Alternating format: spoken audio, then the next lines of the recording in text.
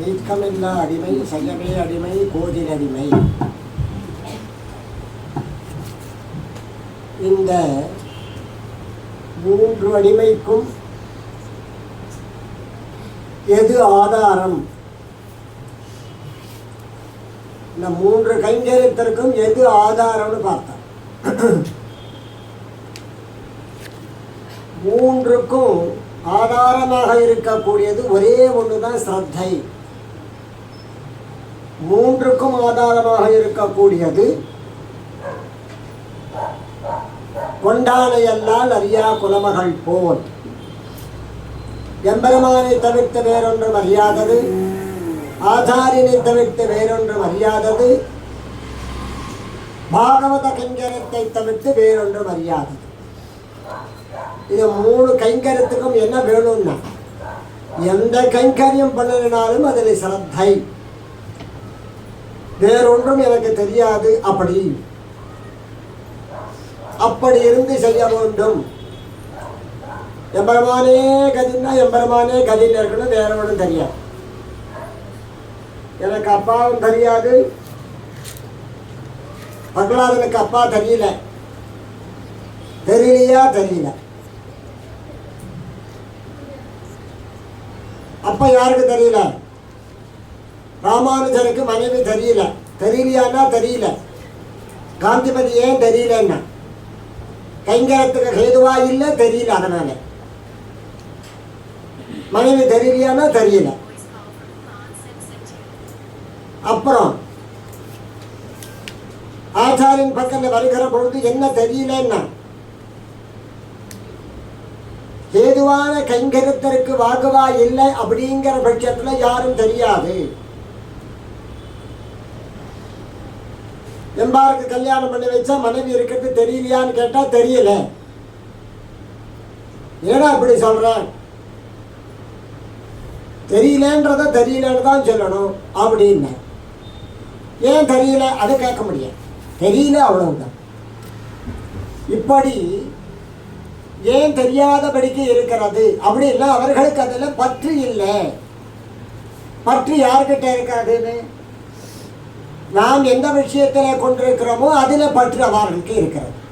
எம்பெருமானை பற்றினா அதில் இருக்கிறது பற்று. ஆச்சாரனை கொண்டாடினோம், ஆச்சாரனை பற்றினோம்னா ஆச்சாரன்கிட்ட மட்டும் இருக்கிறது பற்று. கைங்கரியத்தை பற்றினோம்னா கைங்கரியத்தில் மட்டும் இருக்கிறது பற்று. அப்போ எந்த ஒரு செயலை செய்ய வேண்டுமாயினும் அந்த செயலில் இருக்கக்கூடிய ஈடுபாடு, முழுமையான ஈடுபாடு அதில் வைத்தால்தான் அந்த செயல் சிறக்கும், அந்த செயலை செய்ய முடியும். அதுதான் வேதோக்தமான விளக்கம். நீ எந்த செயல் செய்ய வேண்டும் என்று எண்ணுகிறாயோ அந்த செயலையே குறிக்கோளாக கொண்டு செய்ய வேண்டும். எம்பெருமானுக்கு கைங்கரம் செய்ய வேண்டும், எம்பெருமானுக்கே ஆட்சி செய்ய வேண்டுமானால் எம்பெருமானை தவிர்த்து வேறொன்றும் தெரியக்கூடாது. 12வது பாஸ் பண்ணணும் அப்படின்னு சொன்னால் 12வது புஸ்தகத்தை மட்டும்தான் படிக்கணும், அந்தண்ட இந்தண்ட திரும்பக்கூடாது. அப்போ 500 மார்க் எடுப்பாளான்னா எடுக்கிறாங்க. என்ன அந்தண்ட இந்தண்ட திரும்புறதே கிடையாது, அது மட்டுமே தான், வேற விஷயமே தெரியவே தெரியாது. அதே போலதான் ஒரு வித்தைக்குனாக்கா அந்த வித்தை அர்ஜுனனை பார்த்து அந்த அம்பை எழுதுறா, அங்க என்னடா தெரியுது உனக்கு, நான் என்ன தெரியும்? இலக்கு நோக்கி எவன் பார்க்கிறானோ, எந்த இலக்கோ அதை பார்க்கிற போது அதுதான் அவனுக்கு இருக்க வேண்டிய நாட்டம், வேற எதுலேயுமே கிடையாது. வேற எதுல வச்சா அந்த இலக்கை அடைய முடியாது. அதுதான் கொண்டானை அல்லால். எதுக்கு சொன்ன நமனும் தன் சரின்னு ஸ்ரீ வைஷ்ணவர் பக்கம்ல பார்த்தியான்னு அவ பக்கத்துல நமஸ்காரம் பண்ணிட்டு வந்துடு அப்படின்னு சொன்னா நமனும் தன் சரி அழுவார் சார். என்ன பாட்டு?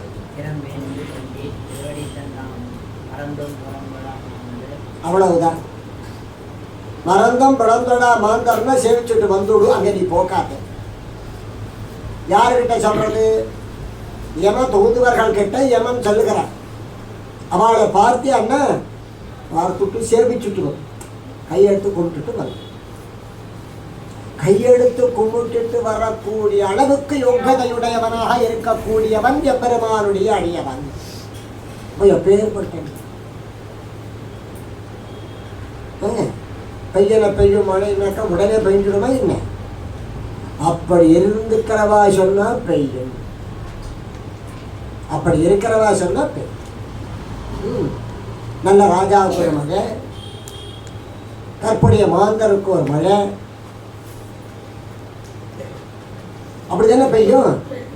அதுபோல் இவன் எப்படி இருக்கணும்னா அப்படியே கொண்டாரை தவிர்த்து வேற ஒன்றும் சொல்ல நினைக்கவே கிடையாது. அப்படி மறந்தும் பொறந்தடாய் மாந்தராய் இருக்கக்கூடியவனை பார்த்து அவன் கண்ணனே கதின்னு கிடக்கிறான். கூப்பிட்டுட்டு வந்துக்கவே இருக்கணும், அந்த இடத்துல நிற்கவே கூடாது. எங்க அந்த இடத்துல நிற்கக்கூடாது. அவளை சேவிச்சுட்டு நீ வந்து அப்போ அது யாருடைய வஸ்துன்னா அதுக்கு ஒரு சொந்தக்காரன் இருக்கிறான். அந்த வஸ்துக்கு அவன் தான் வந்து அவனை கவனிக்கணும், நாம் போய் அவனை கவனிக்கக்கூடாது. எந்த வஸ்துக்கு? மறந்தும் பிறந்தொடா மாந்தராய் இருக்கக்கூடிய ஸ்ரீ வைஷ்ணவன் ஏகே கோவை நாராயண ஆசித்து தேவமற்றது ஏன் அப்படின்னு இருக்கக்கூடியவர்களுக்கு பக்கத்தில் போனேன்னா சல்யூட் அடிச்சுட்டு வந்தது அப்படின்னு சொல்கிறான் யமன் அவனுடைய தூதுவர்கள். ஐயோ அப்படி வந்துட்டு நாளைக்கு போயிட்டு நாளைக்கு உடனே போகிறது. ஏன் பயம்னா எம்பெருமானுடைய அடையிறம் தானே இலக்கு. இல்லைங்கன்னா வீடு கட்டணும், கல்யாணம், இன்னும் நாள் கட்டணும், இன்னும் இங்கே சொத்தணும் அங்கே சொத்தணும், இதெல்லாம் இருக்குது. நீ அப்படி அதுக்குள்ள கரணோபகரணங்களை கொடுத்தது எதற்குன்னே தெரியலேன்னா, கரணோபகரணங்கள் கொடுத்தது உன்னை இந்த பூலோகத்தில் பிறப்பித்திருக்கிறது எதற்குன்னே தெரியல, எதற்குன்னே தெரியல. நல்லா சாப்பிட்றது, நல்லா தூங்குறது, நல்லா ஒரு பண்ணை கல்யாணம் பண்ணிக்கிறது, நல்லா 4 குழந்தை பத்துக்கிறது, நல்லா சாப்பிட்றது, நல்லா தூங்குறது, அதற்குள்ளே 70,000 வியாதி வந்துடும், போய் சேர்ந்துடுறது. அதானே அது யாரு செய்யறதுன்னா ஆடு மாடு கோழி பண்ணி எல்லாம் செய்யறதுன்னு. நீ அப்படி இல்லையே, கொண்டாடி எல்லாம் அறியா குலமகள் போல். அதுல கூட நீயும் அப்படிதான் போகணும். அதை கூட அவனே சிந்திச்சுட்டு இருந்தியான்னு அவனே வந்து உன்னை ஐஷிண்டுப்பான். மானிடவர்கிட்ட பேச்சு படல் வாழ கல்யாணம் சொல்லிட்டா மட்டும் போகல, அப்படியே நின்றுட்டு இருந்தான். அதனால்தான் ரங்கநாதன் ஐஷிண்டுவான்னு. அதனால்தான் ரங்கநாதன் திருமேனியிலே ஐக்கியமான குழந்தை எங்கே தேடுறான் காணும் அப்படின்னு. அப்படி இருந்தால் தான் நடக்கும்.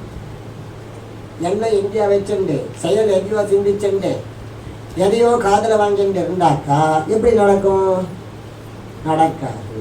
அதற்காகத்தான் ஆழ்வார் இந்த பதத்தை போட்டார். கொண்டானையெல்லாம் அறியா குலமகள் போல் இருக்கணும் ஒவ்வொரு பாகவதோத்தமாலும், ஒவ்வொரு ஸ்ரீ வைஷ்ணவாலும். அப்படி இருக்கிறவர்களுக்கு தான் ஸ்ரீ வைஷ்ணவர்கள்னு பேரு, அப்படி இருக்கிறவர்களுக்கு தான் பாகவதோத்தமர்கள்னு பேரு. அப்பேற்பட்ட பாகவதோத்தமர்களைத்தான் ஆராதிக்க வேண்டும். அப்பேற்பட்ட பாகவதோத்தமர்கள் கூட தான் சேரணும்.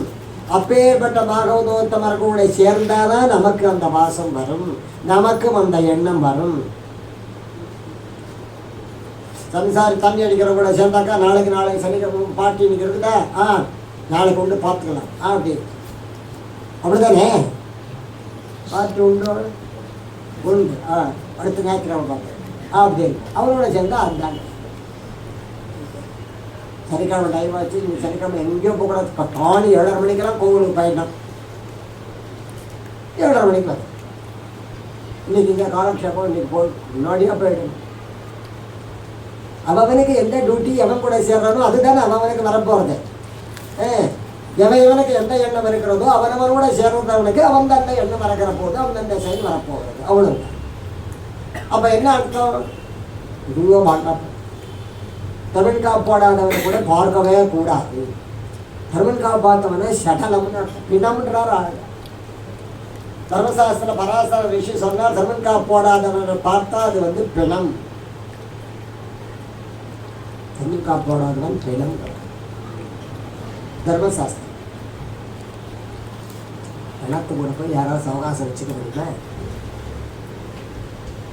பணத்தை கூட சவகாசம் வச்சுக்க முடியும்.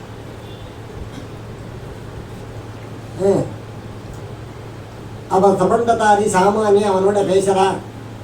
இப்போ அவனோட பேசினா உன்னுடைய சுரூபம் கொட்டு போயிடுமே. பணத்தை கூட பேசினா அது பேசுமோ? அப்போ அதுக்கிட்ட பேசுறது எல்லாம் வேஸ்ட்டுன்னு அர்த்தம். அப்போ அது கூட பேசவே கூடாது. பேசினா வீண் தானே. அதுதான் நமக்கு மத்தானம் வச்சுக்கவே கூடாது. சம்பந்ததாரியை பார்க்கறதே தவறு இல்லை. ராமன் படித்து சொல்ற, ஐயோ சாமானியர்களை பேசாதே, சாமானியர்களை பார்க்காதே. வாயை முடிக்கிறான், கண்ணை முடிக்கிறான், காது. ஏன் சொல்கிறாங்க? சுபாவம் கட்டு போயிடும், சொரூபத்தை மாற்றிடுவா. கட்டு போயிடுறதுன்னா இல்லை, கட்டு போயிடுது. அவருடைய கொள்கை வேற, உன்னுடைய கொள்கை வேற. அவனுடைய கொள்கையை திருப்பி திருப்பி திருப்பி திருப்பி 10 தடவை சொல்லுவான். நீ ஒரு தடவை என்னதான் பார்க்கலாம் அப்படி போச்சா. அதற்காக தான் சொல்கிறேன், கொண்டான எல்லாம் நிறையா குழந்தைகள் போல் அப்படியே இருக்கணும், எதுவுமே தெரியாது அப்படிதான் இருக்கணும். எந்த சரி அவனுக்கு சக்கராங்கமும் திருபயமும் சதா அனுசந்தானத்தில் வச்சுட்டு இருக்கிறவனுக்கு எவனும் அவன் அசைக்க முடியாது. ஏன்? மந்திர ரத்தனம் அந்த கவச்சமாக இருக்கிறது. எம்பார் குழந்தைய கொண்டாடுறார், பராசரம் பற்ற கொண்டாந்து காண்பிக்கிறார். கூறத்தாழ்வான் குழந்தைய பராசரம் பற்ற காண்பிக்கிறார். ராமானுஜர் பார்க்காரு, எங்க பயம் பரிமளிக்கிறது என்ன? வெளியில் அழிச்சுட்டு வரமே தோஷம் வந்துட போகணும்னு அது பயத்தை அனுசந்தானம் பண்ணிட்டு வந்தேன்னு. அப்போ அது எவ்வளோ பெரிய கவச்சம்னு. கர்ணனுக்கு கவச்ச குண்டால மாதிரி துவயம் அந்த மனிதனுடைய சரீரத்துக்கு கவச்சம்னு. எதையும் அதை அசைக்க முடியாது. அந்த துவயத்தை மீறி எதுவும் உள்ள நுழைய முடியாதுன்னு. அதுக்கு தான் துவயத்தை அர்த்தானுசந்தானம் பண்ண போகணும்னு பாஷைக்காரர் படித்து சொல்றார். அதை ஒரு கொள்கையாக வச்சார். 6 விஷயத்தில் அது ரொம்ப அவசியம். துவயத்தை அர்த்தானுசந்தானம் பண்ணுகிற போது எந்த விதமான உனக்கு உள்ள நுழையாது, எதுவும் பண்ண முடியாது. கவச்சம் போல இருக்காது. அதுதான் நான் அங்கே பண்ண. அப்போ நம்ம ஏன் அதை செய்யணும்னு சொல்கிறா? அதை சொன்னால் உனக்கு பாதுகாப்பு. யார் என்ன எந்த மாதிரி அசைச்சாலும் அசையாது, யார் உள்ள நுழைஞ்சாலும் நுழையாது. அப்போ அது கவச்சமாக காக்கிறது. சக்கரம் என்ன வெளி தோற்றத்துக்கு இருக்குது, சங்கி சக்கரம் வெளி தோற்றத்துக்கு இருக்குது. பாவம் திருவந்தத்தை கோவில் பார்க்குறா, இன்னும் பார்க்கணும் தெரியுது. பெருமாள் பண்ணாமல் போட்டது மேலே கருடன் இருக்கிறார், உள்ள பெருமாள் இருக்கிறார், தெரிஞ்சுக்கிறார். அதனால் அப்படி இருக்கணும். அது இல்லாத போனாக்கா அவளோட சவகாசமே வச்சுக்கக்கூடாது. அந்த சரீரத்தில் எந்த பிரயோஜனமும் இல்லை. பரமந்திரத்தையும் பயத்தையும் அனுசந்தானம் பண்ணிட்டு இருக்கிறவாளுக்கு ரட்சகமாக காக்கிறது. அது இல்லைன்னா அவளுக்கு பிரயோஜனமே கிடையாது. சமாஷ்டம் பண்ணி பிரயோஜனம். பயத்தை அனுசந்தானம் பண்ணலைன்னா அவளுக்கு அது பிரயோஜனம் கிடையாது. பெருமன் காப்பு இல்லைன்னா அவளுக்கு சரீரத்துக்கு பிரயோஜனம் கிடையாது. சாதாரண மனிதன் அவன். அப்போ கொண்டானை அல்லால் அறிய குலமகள் அப்படி வாழணும். பெருமன் காப்பு இல்லாதவனோட பேசவே கூடாது. அப்படி பேச நீ பணத்தை கூட பேசுறன்னு அர்த்தம். அதை தான் சொல்றார். என்ன சொல்றார்? பாட்டாற்றானை வணங்கி மாஞானம் கழியனுப்பான் கேட்டாயே மகரஞ்சே கேசவன் என்னுடையம்மான். அப்புறம் பாட்டாய பலபாடி பலவினை பற்றறுத்து நாட்டாரோடியல் வழிந்து நாரணனை நன்னினமே. நாரணனை நன்னினம்னா என்ன பண்ணணும்? நாட்டாரோடியல் வழிந்து. பணத்து கூடலாம் பேசாதடா. பணத்து கூட போய் சவகாசம் வச்சுக்கலாம், தூரம் நின்று பார்த்துட்டு வந்துடணும். பணத்தை கூட குத்தம் பண்ண முடியும். நாட்டாரோடு இயல்வழிந்து நாரணனை நன்னினமே. நாட்டாரோடு இயல்வழிந்து அப்படின்னா என்னது? நாம உலகத்துல தான் இருக்கிறோம். இவர் நம்ம நாட்டாரோடு இயல்வழிந்தன்றாரு. இப்போ சொல்லப்பறாரு நாட்டாரோடு இயல்வழிந்து ஸ்ரீ கோவே நட்டாத்துறாள்.